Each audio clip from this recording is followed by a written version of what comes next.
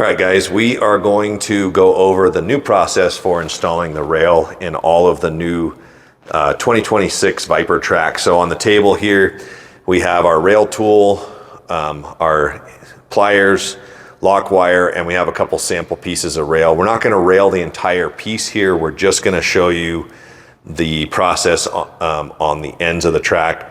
You're going to repeat that no matter how long your track is. So we break it up into what we consider to be 4 different stages. John's going to start with stage 1, which is going to be getting the rail seated into the track and making sure that the grooves in the rail, if you can see that, you want those grooves to be facing toward the center of your center slot where your guide pin will go.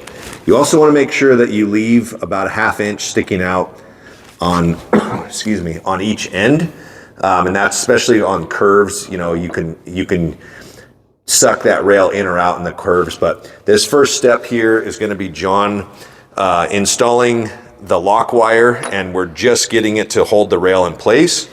And you want to note that he is starting at the pocket. So each one of these, we have a 1/2 inch off of the edge. There's a little pocket there, which is where this end of our T-tap or the T-tap jumpers go.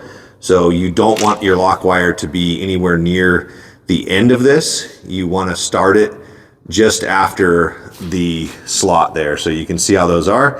I'll zoom in on this area once John goes ahead and puts that in there. But we're going to use this tool to just kind of get the lock wire down, holding the rail in place, but you can see that the lock wire is still above the track surface. So we call that stage 1. Stage 2, we're going to use this tool, and we're going to put the flange inside the center slot, and we're going to go through and use pressure, and this is seating the lock wire flush with the track surface, okay? So technically you could leave it like that, but if you do that, you don't have anywhere for your glue to go. Your glue would only flow on the top surface, and we don't want that. So step 3, John's going to spin that tool around. Now we're using the flange on the tool right on top of the lock wire, okay?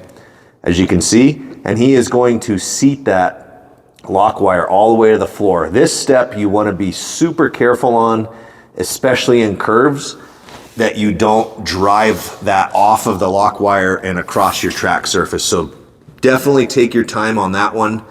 But now that has dropped the lock wire down below the surface, fully seated to the floor, and that is completing stage 3. So now stage 4 is going to be John going back with this tool. We usually do stage 4 after both rails are in. And he'll go ahead and use pressure. This is just pushing down on the rails. You want to make sure that the actual rail is seated to the floor. I always go back over and just make sure that that is in the place that you want it. But that is pretty much it. So that's all 4 stages.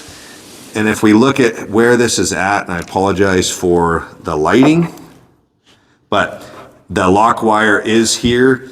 You could start it, you know, an 1/8 inch away from there. You know, if you're not right up against it, it's not a big deal. But again, that's for our T-tap to drop in there. And so this T-tap, I will see if I can place this in here. We have a hole in this table, and then that guy drops down in like so, and it presses down in there. So that's going to be the rail installation process on the new 2026 Viper tracks that use the T-tap system. You want to repeat that for however long your track is for each lane. After you do that, if you let this piece of track sit for a while, like if it sat for a few days and you did all of them and you had all your ends out, you would want to go back through with this tool and just seat those rails one more time before you glue those in. And we'll have another video on gluing these in there. But just a quick pro tip, you don't want to get any glue in the area where your power tap's going to go. If you are, you're going to have to scrape it off. So we usually start about a 1/4 inch down, and then we'll do about an 1 inch long glue bead in that area. So hopefully you guys enjoyed this one. We appreciate you guys. We'll see you on the next one.